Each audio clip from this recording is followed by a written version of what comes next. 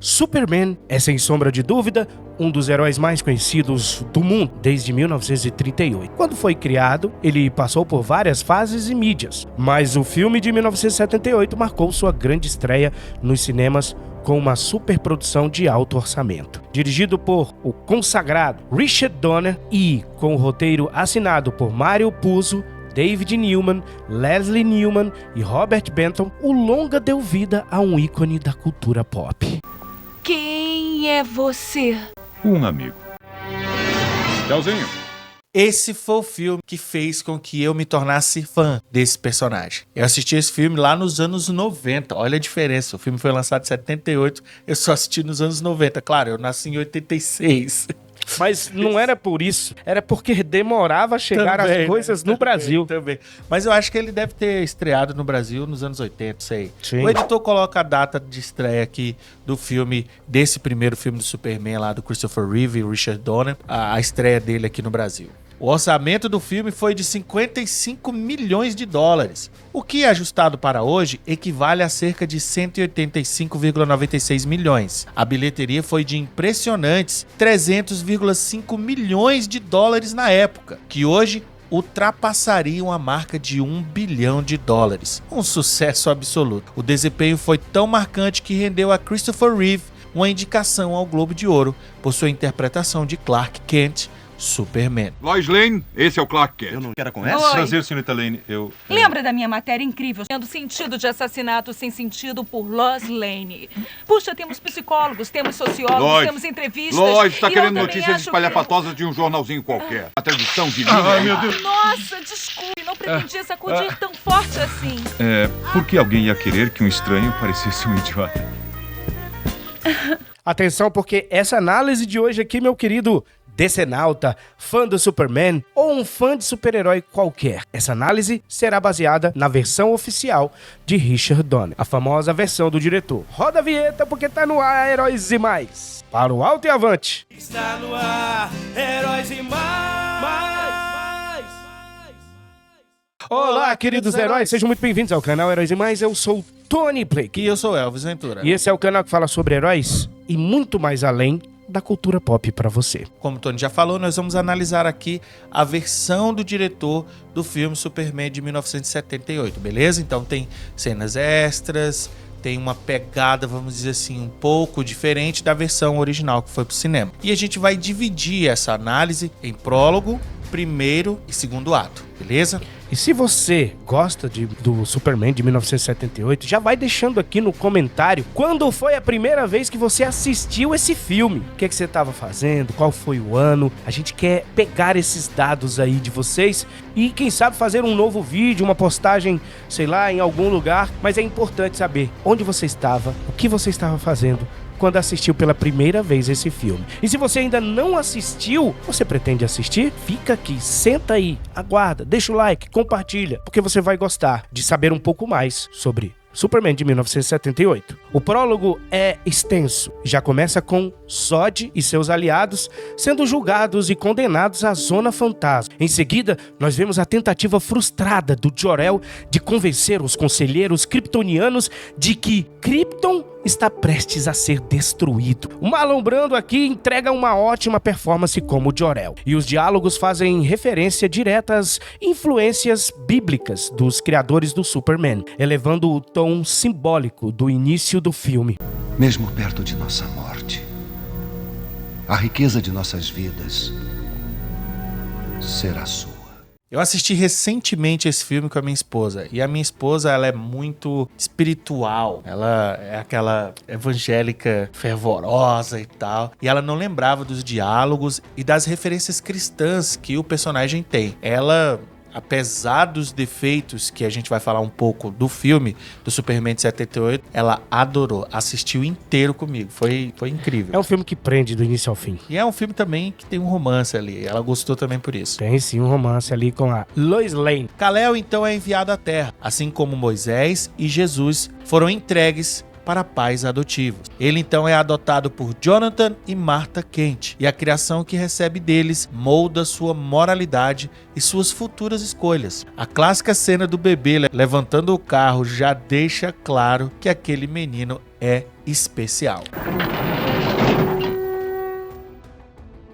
Sessão da tarde, Tony Blake de frente para uma tela meio preto e branco. Era uma TV colorida que não tinha muita Não tinha cor. muitas cores.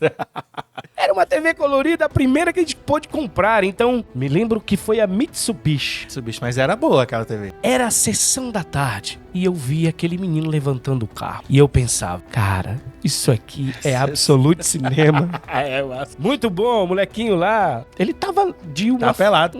Né, não tinha fralda, não tinha tava nada. pelado. Mostrou o bumbum do menino. Mostrou a piroquinha também. Avançamos então para a juventude de Clark Kent, onde ele é apenas o menino da água. Mas o Clark Kent, ele sabe que ele pode fazer mais. Ele sabe que ele pode demonstrar um pouco dos seus poderes ali, mas ele se contém, porque ele respeita o seu pai. Sim, é a filosofia do nosso querido Jonathan. Não faça algo que você não pode controlar ainda. E tem uma coisa que eu sei, filho, é que você está aqui por um motivo. Só sei uma coisa. Não é para marcar touchdowns. Hã? Obrigado, pai. Mas o Clark fica meio frustrado também. Ele pode ser o maior atleta de todos, pegar as mulheres que ele quiser. Ele é um jovem. Tem um momento ali que ele se exibe, mas é o máximo que ele consegue fazer, o nosso querido Clark Kent. E uma curiosidade, Lois Lane aparece também nesse prólogo. Ela é a menina que tá dentro do trem e observa o Clark adolescente correr ao lado do trem. Lois Lane, você tem imaginação para ser escritora, não tenha dúvida. Mas leia o seu livro, filha. Sim, desnecessário isso, né? É. Completamente desnecessário ter a Lois Lane ali, jovenzinha, olhando ali o Clark, falando, a mãe dela, você vai ser repórter, isso aqui Os caras quiseram fazer um foreshadowing. o foreshadowing, Mas não- desnecessário. Foi desnecessário, não precisava disso não. Com a morte do seu pai, Jonathan Kent, Clark percebe que há um chamado maior para sua vida. Ele encontra então um cristal em sua nave e parte rumo ao Ártico. Lá, ele cria a Fortaleza da Solidão e tem o seu primeiro contato com a inteligência de seu pai biológico. A narrativa ela não se preocupa com os detalhes logísticos, como clima, fome, distância, o que pode incomodar. Mas o filme aposta em uma proposta mais simbólica. Após anos de aprendizado, Kal-El está pronto.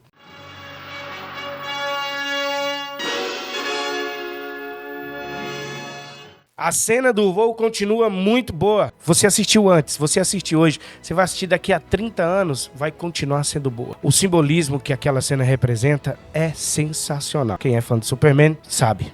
Vamos então ao ato 1.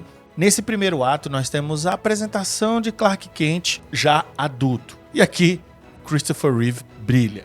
Sua química com Margot Kidder, que faz a Lois Lane, é excelente. A Lois aqui ela é atrevida, avoada e ela rouba a cena em vários momentos. O elenco ele funciona muito bem. Nós temos Gene Hackman, que interpreta um Lex Luthor bem debochado, mas ainda perigoso. Presta atenção que logo no início ele mata um policial. Ou seja, mesmo que haja alívio cômico aqui no vilão, ele continua sendo uma ameaça real.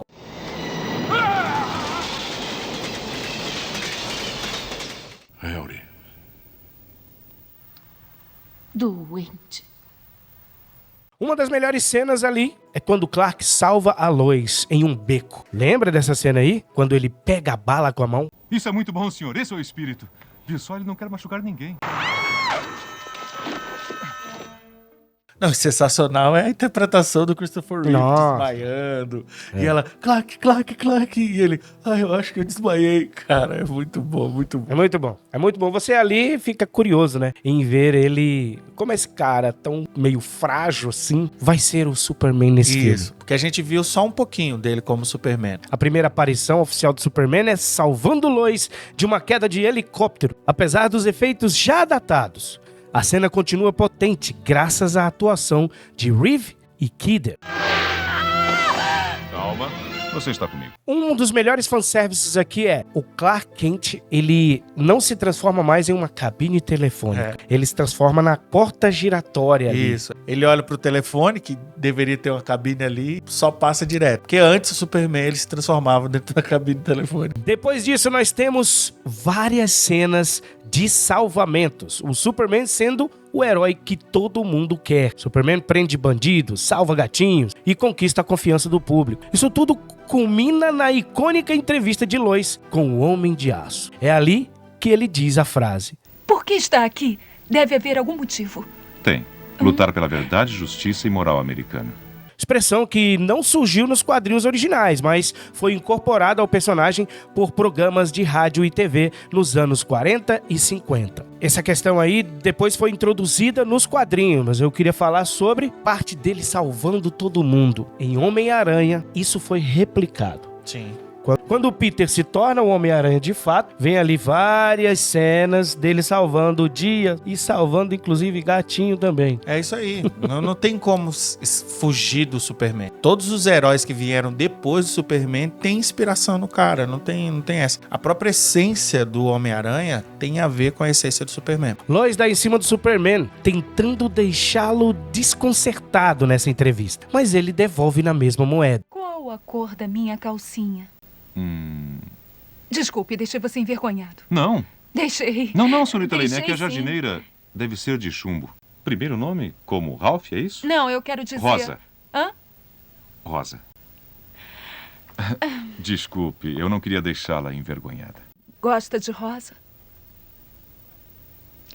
Gosto muito de rosa. A química entre esses dois aqui, meus queridos, é sensacional e qualquer fã de romance gosta de assistir. E logo depois, nós temos aqui a melhor cena do Christopher Reeve. É onde ele mostra por que ele deveria ter ganho o Globo de Ouro e também deveria ter ganhado o Oscar de melhor ator nessa época.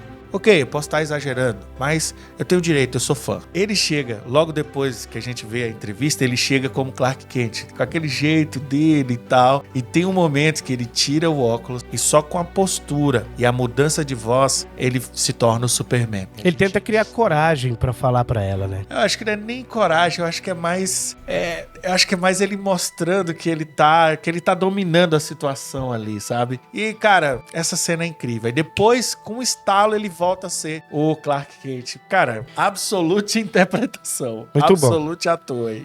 Vamos então pro segundo ato. A trama, ela é muito simples, pessoal. O Lex Luthor quer desviar mísseis nucleares para destruir parte dos Estados Unidos e lucrar com essa tragédia. O plano em si é meio cartunesco, com momentos de humor exagerado, como a cena da senhorita Taskmaster fingindo estar doente para enganar soldados do exército. Isso eu acho que ninguém retrataria da mesma forma hoje. Não, é muito Conde. É muito infantil. Infantil demais. Isso aqui, inclusive, é resquício das produções anteriores sobre heróis. Aquela série do Batman, a própria série do Superman. Então tem esse resquício desse tipo de humor bem bobalhão. Bobalhão.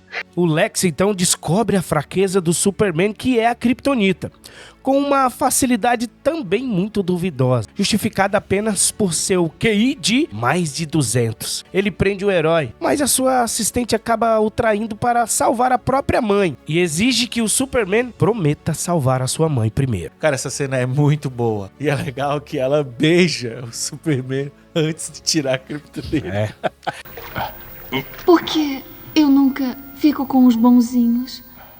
Ou seja, senhorita Taskmaster, você vai ser presa por abusar de um homem indefeso. E no clímax do filme, o Superman consegue impedir boa parte da destruição, mas não salva a Lois a tempo. A sequência seguinte é uma das mais icônicas do cinema.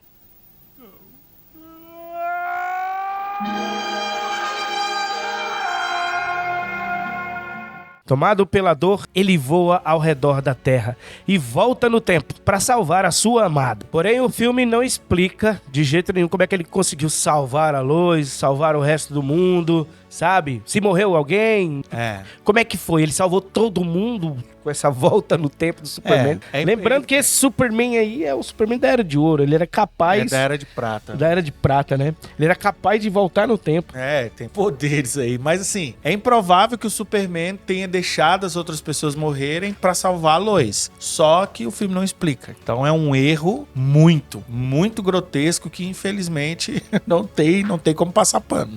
Vamos então pra conclusão desse filme, meus queridos? Que mesmo com falhas de lógica, Superman, o filme, é um marco no cinema de super-heróis. Foi o primeiro a tratar o gênero com seriedade e grandiosidade. Christopher Reeve entregou uma das atuações mais definitivas da história do cinema. A música de John Williams, a direção de Richard Donner e o tom mitológico fizeram desse filme uma lenda. Ele nos fez e ainda nos faz acreditar que um homem pode voar. Para Superman, o filme, nota 9.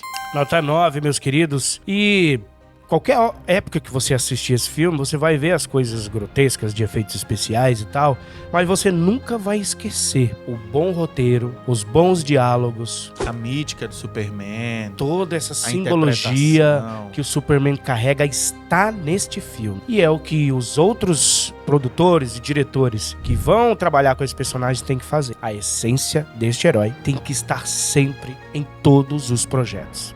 Deixa seu comentário aí, meu querido herói, minha querida heroína. Você gostou? A gente vai trazer todos os filmes do Superman aqui, hein? E por isso que precisamos do seu like e seu compartilhamento pro vídeo ir pra mais gente e para as pessoas poderem comentar, debater aqui mais sobre isso. Responde aí, quando você assistiu esse filme, o que você estava fazendo? Um abraço do Tony. E um abraço do Elvis. A gente se encontra no próximo vídeo. Não esquece, você também é um herói. E você também é uma heroína.